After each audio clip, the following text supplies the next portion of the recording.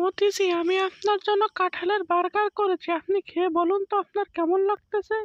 তোমার হাতের কাঁঠালের বার্গারই আমার কাছে অমৃত লাগতেছে। তাই নাকি মোদিজি? তাহলে মজা করে খান। এরপর আমি আপনার জন্য কাঁঠালের কাবাব বানিয়ে দেব।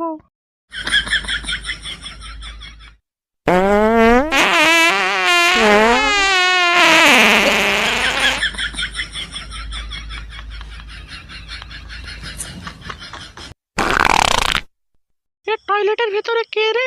কোন বেয়াদব? তাড়াতাড়ি বের হ। হাসিনা জি, আমি ভেতরে।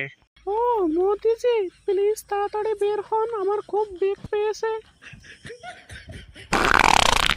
হোয়াট থু, কি গন্ধ!